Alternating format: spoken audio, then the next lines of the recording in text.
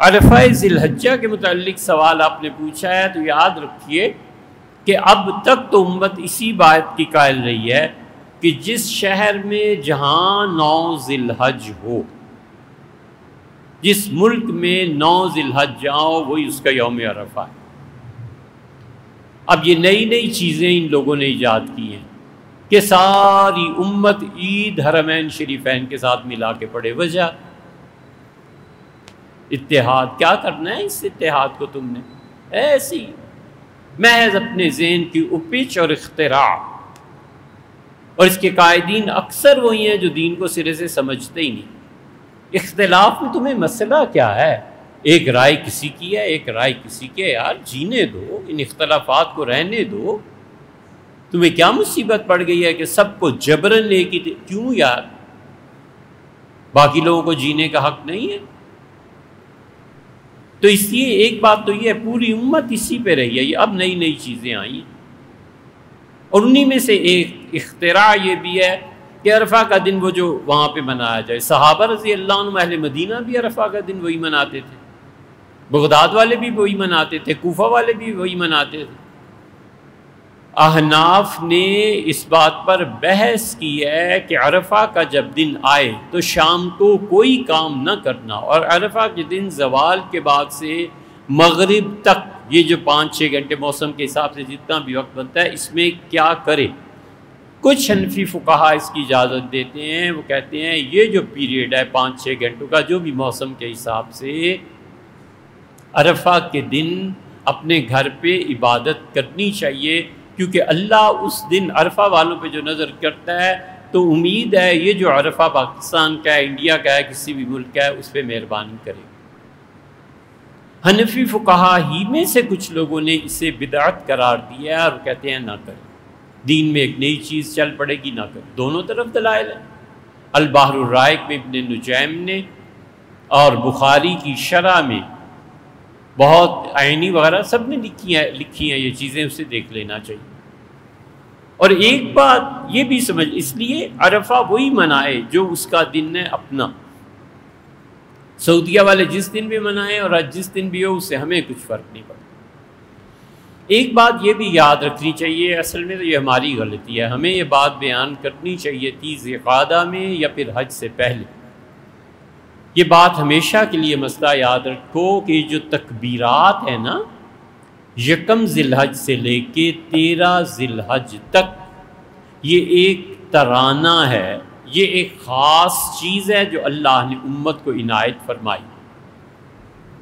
1 ذی الحج سے لے کے 13 ذی الحج تک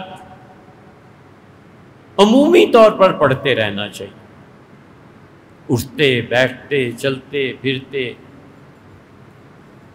فرض نماز کے بعد، نفل نماز کے بعد وغیرہ وغیرہ، جب بھی موقع ملے ان 13 دنوں میں یہ تکبیرات پڑھتے رہنا چاہیے۔ بخاری میں آیا ہے، صحیح بخاری میں، کہ عبداللہ ابن عمر اور حضرت عبداللہ ابن زبیر اور یہ حضرات صحابہ رضی اللہ عنہ، ابو ہریرہ رضی اللہ عنہ، یہ نکلتے تھے مارکیٹس میں، بازاروں میں، اور یہ تکبیر اونچی آواز سے پڑھتے تھے، اور لوگ ان کے پیچھے پڑھنا شروع ہو جاتے تھے۔ یعنی وہ اللہ اکبر کہہ رہے ہیں تو دکاندار بھی ان کے پیچھے اللہ اکبر ان کے بعد کہتے رہتے۔ اسی طرح جب یہ چلتے تھے عرفات وغیرہ کے لیے تو یہ لبیک اللہم لبیک پڑھتے تھے، اور لوگ بھی ان کی آواز میں آواز ملا کر پڑھتے تھے۔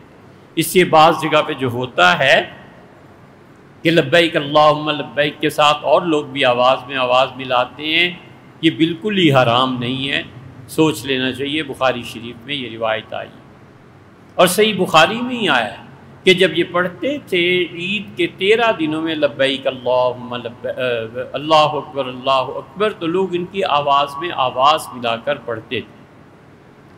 1 ذی الحج سے لے کے 8 ذی الحج تک ان تکبیرات کا اونچی آواز میں پڑھنا یہ مستحب ہے، بہتر ہے، اور 13 کی فجر سے 8 تک پڑھنا مستحب ہے، اور 9 ذی الحج کی فجر کے بعد سے 13 ذی الحج کی عصر تک پڑھنا یہ واجب ہے، ایک مرتبہ پڑھنا ضروری ہے۔ امام شافعی رحمۃ اللہ علیہ 3 مرتبہ کا کہتے ہیں، ہمارے ہاں چونکہ حضرت عبداللہ ابن مسعود اور حضرت علی رضی اللہ عنہ ایک بار پڑھتے تھے، اس لیے ہم ایک بار پڑھنے کو کہتے ہیں۔ تو 9 ذی الحج پورا دن، 10، 11، 12 اور 13 ذی الحج کی عصر کی نماز تک اسے پڑھنا چاہیے، یہ واجب۔ اب اگلی بات سنو جو شاید کبھی بھی نہ سنی ہو۔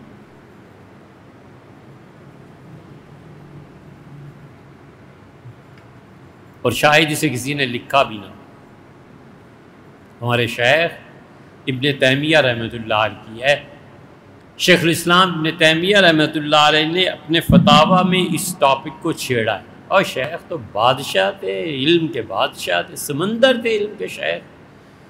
وہ جس موضوع پہ بات کرنا شروع کرتے تھے لوگ دانتوں میں انگلیاں دے لیتے تھے کہ اس آدمی کو یہ بھی آتا ہے اور یہ بھی آتا ہے اور یہ بھی آتا ہے۔ وفات تک ان کا علم تر و تازہ تھا۔ علم تو ہوتا ہی ہے، لیکن علم وہ جو مستحضر ہو، علم وہ جو نوک زبان۔ اور شیخ کو غصہ بھی ایسے ہی آتا تھا، نالدار آتش کی طرح۔ علم بہت ہو گیا تھا، بہت زیادہ۔ وہ اگر 100 سال 200 سال بھی رہتے تو لوگ ان جیسا آدمی نہیں دکھا سکتے کہ ایسا پیدا ہو۔ رحمہ اللہ وہ اور ان کے ساتھی، اللہ تعالیٰ ان کی قبروں کو منور رکھے۔ ابن کثیر ہیں، ابن رجب ہیں، اسی کا اثر ابن تیمیہ تک پہنچا ہے، ابن حجر تک پہنچا ہے، وہی ذہبی ہیں رحمہ اللہ، انہی کا اثر ہمارے صاحب فتح القدیر رحمہ اللہ۔ بڑے لوگ تھے، اللہ نے دامن کھول دیا تھا ان صدیوں میں اور ہیرے آئے دنیا میں۔ شیخ نے کمال کی چیزیں لکھی ہیں۔ شیخ نے لکھا ہے جو شخص ان 13 دنوں میں تکبیرات پڑھتا رہتا ہے نا، 3 انعامات باری تعالیٰ اس پہ ہوتے ہیں۔ ایک تو فرمایا ہے کہ اس کا رزق بڑھ جاتا ہے، دوسرے فرمایا ہے ہدایت ملتی، بلکہ پہلے نمبر پہ فرمایا ہے کہ ہدایت پہ قائم رہتا ہے، اس کے اعمال اور عقیدے میں اگر کوئی گڑبڑ ہے نا وہ نکل جاتی ہے، وہ کھوٹ دور ہو جاتا ہے۔ دوسرے شیخ نے فرمایا ہے کہ ہدایت ملتی ہے پہلا نمبر، دوسرے رزق میں اضافہ ہو جاتا ہے، کیونکہ جتنا وہ خدا کو بلند تر کہنا شروع کرتا ہے اللہ اکبر، پھر توحید لا الہ الا اللہ، پھر اللہ اکبر واللہ اکبر للہ الحمد، یہ پوری تکبیر ہے۔ اس پہ بھی بات عرض کرتے ہیں تو لکھا ہدایت ملتی ہے، رزق میں اضافہ ہو جاتا ہے، اور تیسرا دشمن جھک جاتے ہیں، دشمنوں کو ذلت نصیب ہوتی ہے۔ یہ تینوں بات، اور تکبیر پوری کہنی چاہیے اور لکھنی بھی پوری ہی چاہیے۔ اللہ اکبر یہ تکبیر ہو گئی، لا الہ الا اللہ یہ خدا کی توحید ہو گئی، واللہ اکبر اللہ اکبر وللہ الحمد۔ ہمارے نزدیک یہی تکبیر ہے جو سیدنا علی رضی اللہ عنہ نے سکھائی۔ شافعی حضرات کی تکبیر ذرا سی مختلف ہے، اللہ اکبر واللہ اکبر اللہ اکبر۔ اب بہت سے ماڈرن لوگ یہ بھی لکھنے لگے، یہ لا الہ الا اللہ بیچ میں سے کاٹنے کا کیا مقصد ہے؟ جب آپ کو سننے والے اتنے ہیں، جب آپ کے پیچھے چلنے والے اتنے ہیں، اور آپ اپنی ڈائری اور صفحے پہ لکھتے ہیں اللہ اکبر واللہ اکبر اللہ اکبر، تو یہ شافعی حضرات اگرچہ اس کے راوی ہیں، اگرچہ انہوں نے روایت کیا، لیکن آپ کو ضرورت کیا پیش آئی؟ آپ پوری تکبیر کیوں نہیں تحریر فرماتے؟